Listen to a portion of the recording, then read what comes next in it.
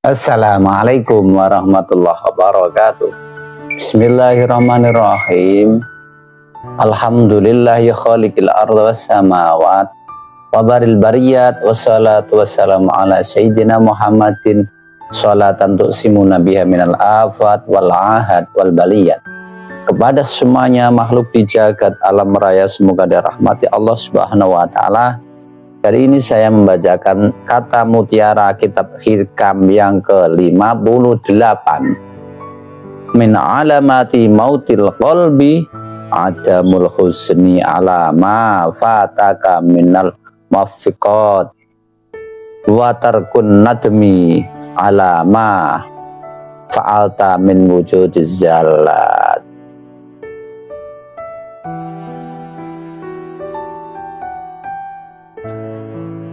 Dari tanda-tanda matinya hati itu tidak susah tatkala amalan-amalan yang sesuai dengan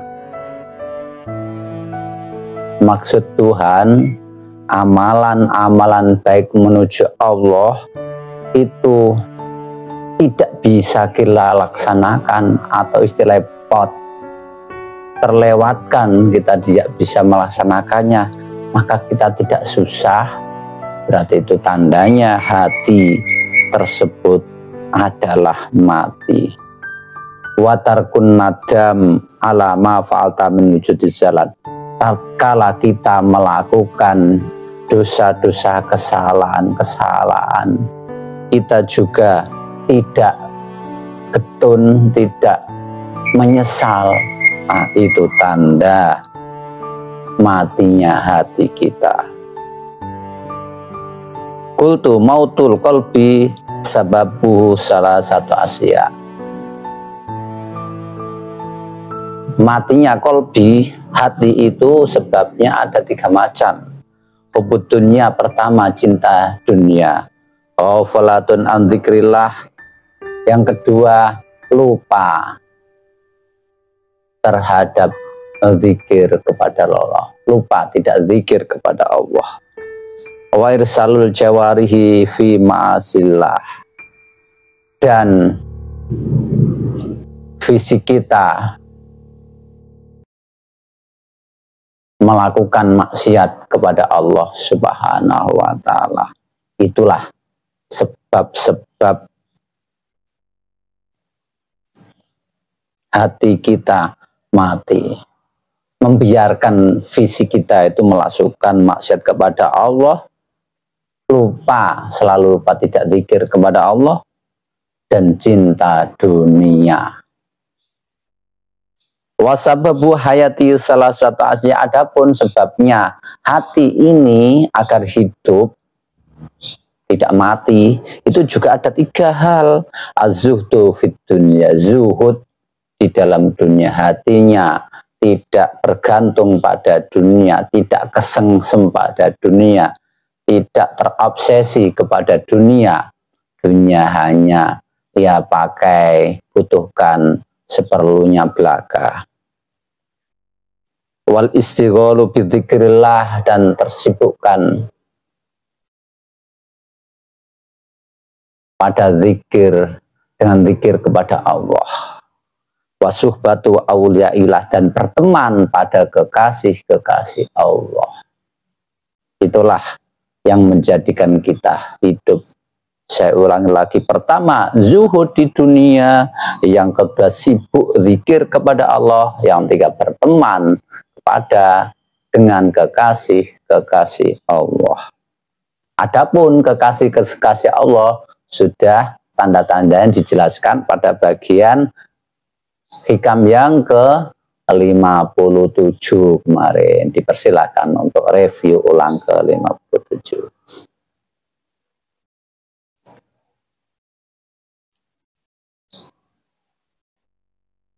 Wa alamutu mautihi salah satu asya, adapun yang tadi sebab-sebabnya hati menjadi mati 3. Sekarang tanda-tanda hati itu mati.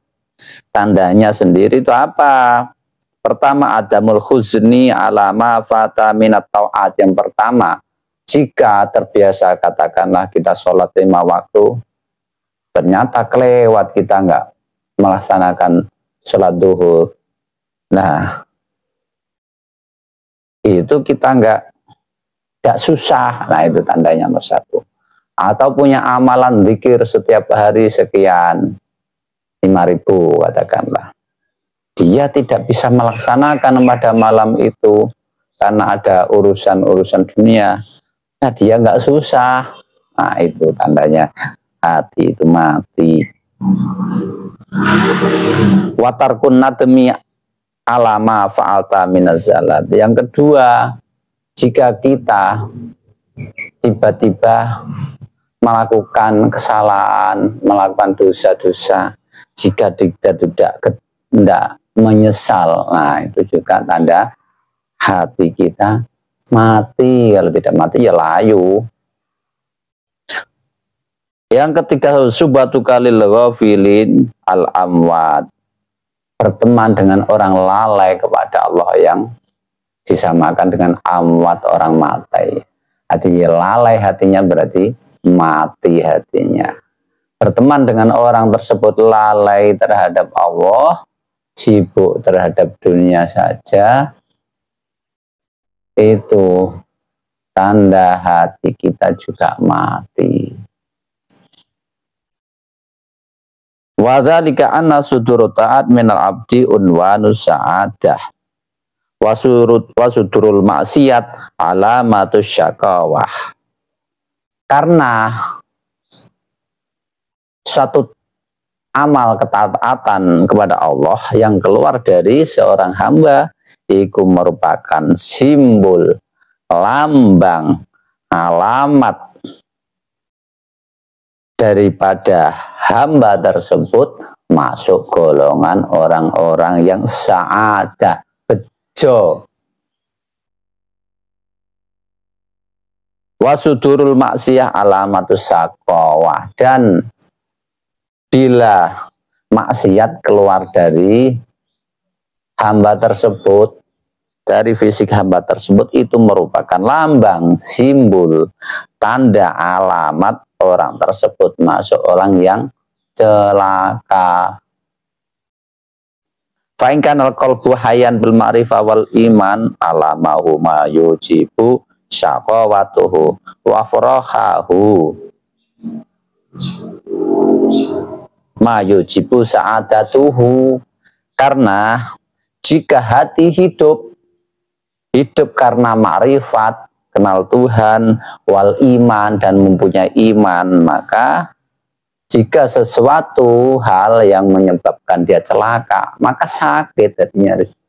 Sakit hatiku tak terobati, ya, sakit. Bagaimanapun hal-hal yang mengarah kita, menjadikan kita ke celaka, ya kita, hati kita karena sudah tahu ya sakit, aku gak bisa melaksanakan. Kenapa aku bisa berjalan ke arah ini? Ampunilah aku ya Tuhanku. Ilahi las tulil firdausi ahla wala aqwa ala naril jahimi. Ilahi lasturil firdausi ahla. Wahai Tuhanku, saya ini kalau menjadi golongan orang yang masuk di surga firdaus nggak pantas.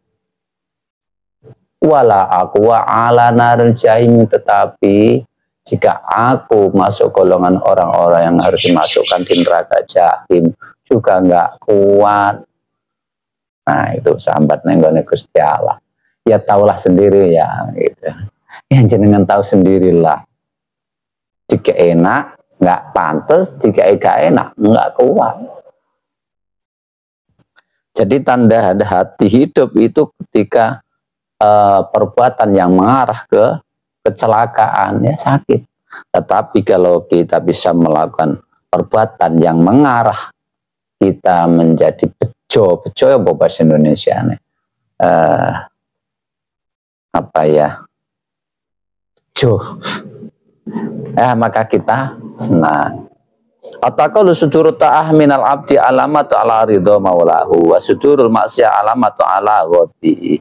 Atau kata lain, hal-hal yang keluar dari seorang hamba bila itu berupa ketaatan, maka itu menunjukkan tanda Tuhannya ridho kepadanya. Sebaliknya, jika yang keluar dari fisik ini berupa ucapan, perbuatan, tingkah laku, itu adalah maksiat. Nah, itu tanda Tuhan itu bendu kepada kita, benci kepada kita, godop apa itu, marah pada kita. Fal qalbul hayyu hasa yahisu bima yarudihi inda maulahu fayafrahu wa ma yaskhatahu alaihi fayahzanu. Fal qalbul mayit la yahisu bi syai'in qad istawa indahu wujudu ahwal maksiat la yafrobidatin wa muwafiqatin wa la yazun ala zaratin wa la maksiatin kama huwa sa'nul mayit fil hisi. Dari hati jika hidup itu tentu akan merasakan satu hal yang mengarah ke ridho Allah, ya senang. Tapi satu hal yang kita lakukan mengarah ke murka Allah, ya tentu kita susah. Itu adalah watak hati. Ya itulah berarti tanda hati hidup. Berbeda hati mati. Kalau hati mati ada sesuatu yang kita lakukan mengarah ke ridho Allah atau sesuatu yang kita lakukan mengarah ke murka Allah, ya biasa saja, rasanya sama. Nah, itu kalau punya rasa sama, nggak punya rasa berarti mati, hati yang mati.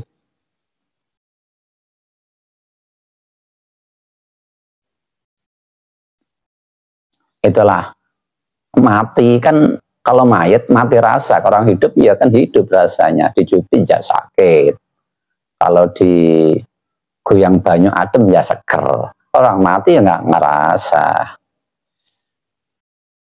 Dalam hadis disebutkan man sarrathu hasanatuhu wasaduhu sayyi'atuhu fahuwa mu'minun. Barang siapa yang membahagiakan dia amal kebaikan yang ia telah lakukan dan menyusahkan dia kesalahan dosa yang ia lakukan, maka itu adalah tanda orang tersebut mukmin.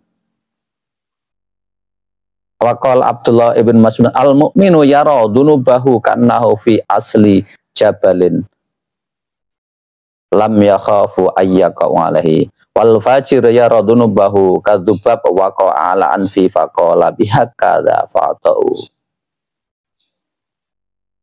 Ibn Mas'ud mengatakan orang mukmin itu merasakan kalau melakukan dosa seakan-akan dia berada di atas gunung, lalu takut untuk terperosok ke jurang yang dalam.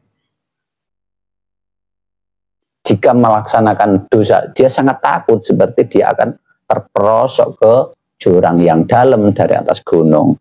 Berbeda orang yang fajir, orang yang fajir itu istilahnya cara Jawa ini lacut, yang melewati batas.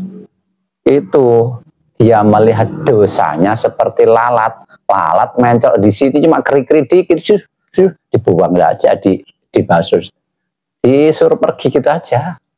Ya seperti itu. Jadi remeh melakukan dosa, kita rasakan remeh, itu berarti kita tergolong fajir.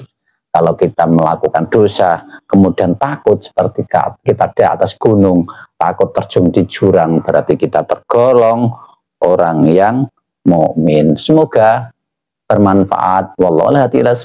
Assalamualaikum warahmatullahi wabarakatuh.